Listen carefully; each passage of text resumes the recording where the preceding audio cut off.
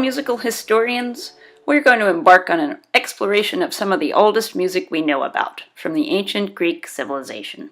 On this video, I'm going to introduce you to what we know about the music of the ancient Greeks. Your job is to watch the video and come to class ready to explore the topic further tomorrow.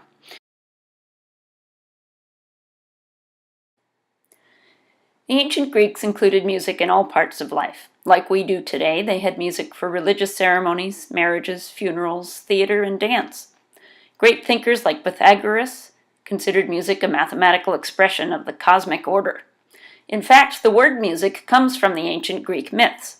The Muses were Zeus's daughters, the goddesses of creative and intellectual endeavors. The main parts of schooling for the ancient Greeks were music and gymnastics. What if your school consisted of just band and PE? But the word music encompassed all education, and they studied the mathematical, physical, mechanical, philosophical, and emotional aspects of music in great depth. Let's look at some of the instruments they made. While you look at these pictures and hear the descriptions, think about how these instruments might have evolved into the ones we play today.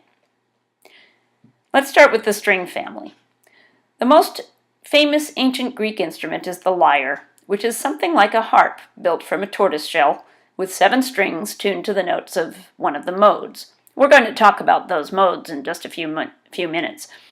2 other instruments were the kithara, which had a box-type frame and tunable strings, and the barbitos, which was a very tall lyre. Now for the wind family. Not only did the ancient Greeks have wind instruments, but they actually used reeds too. One type was the aulos, which was 2 pipes played with double reeds, like an oboe.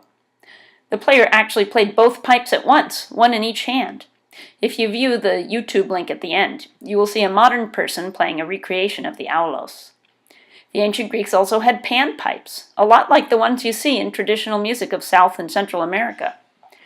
The Greeks even had a keyboard instrument that used flowing water to create air pressure to pipes, called the hydraulis. Think about where that word may have come from. Could it be the same root that the word hydropower is from? This instrument was a forerunner to the organ. And what kind of instrument do you think they used for the loud fanfares as military calls? And for the Olympics? It would have to be a type of trumpet. The salpinx was made of brass, but it had a mouthpiece made from bone. They also had a curved trumpet called the bucane. The percussion family is represented too, with a tympanum, which was like a tambourine, a crotala, which was like a castanet, and a bell made of copper called the koudounia.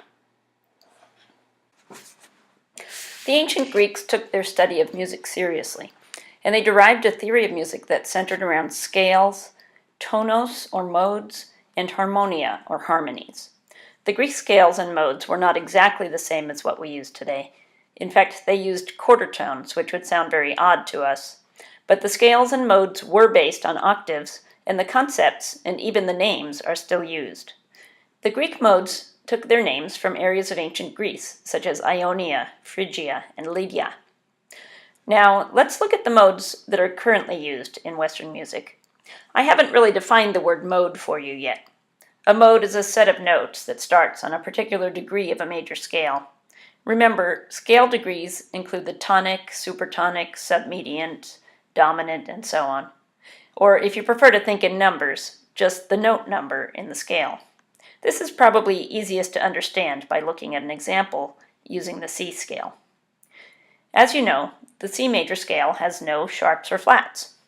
It's easiest to picture it on a piano keyboard as a scale with only white keys going from C to C. If you start on the first degree of the scale, also called the tonic, and in this case the note C, this is the Ionian mode. It is the same as the major scale. The intervals are whole step, half step, whole step, whole step, whole step, half step.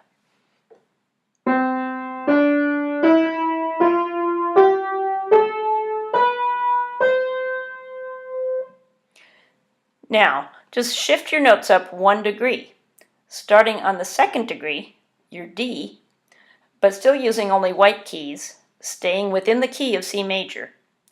This D to D is the Dorian mode. This changes the intervals to whole, half, whole, whole, half, whole.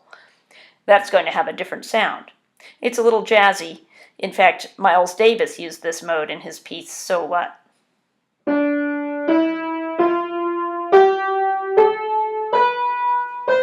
The Phrygian mode starts on the third degree, the E. This is actually a more commonly used mode for jazz improvisation.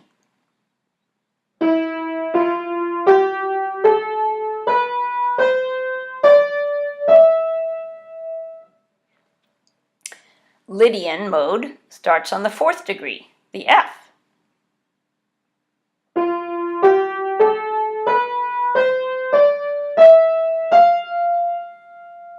The Mixolydian starts on the fifth degree. It's pretty close to the Ionian, the major scale.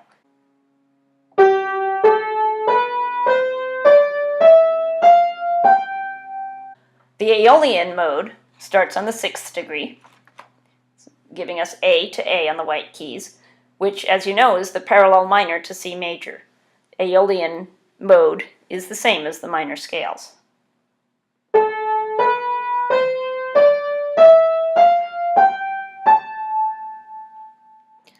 And finally, we get to the Locrian on the seventh degree.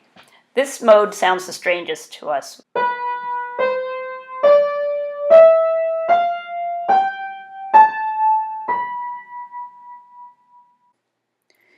The ancient Greeks ascribed different moods, or what they sometimes called ethos, attached to each mode. Kind of like how we sometimes think of music in major keys as upbeat, while minor keys may sound darker or sadder. Plato wrote in the Republic in 350 BC that soldiers should listen to music in Dorian and Phrygian modes to make them feel stronger, and they should avoid Lydian, Mixolydian, and Ionian, which would make them too soft. Plato also bemoaned the breaking of old musical rules by young musicians, which he felt would cause a social revolution. As you embark on your study of music from ancient Greece, I want you to continue to make connections with music today. What role it plays in our lives, what instruments we play, and how we structure our music. And can we describe our music in terms of the ethos or how it makes us feel?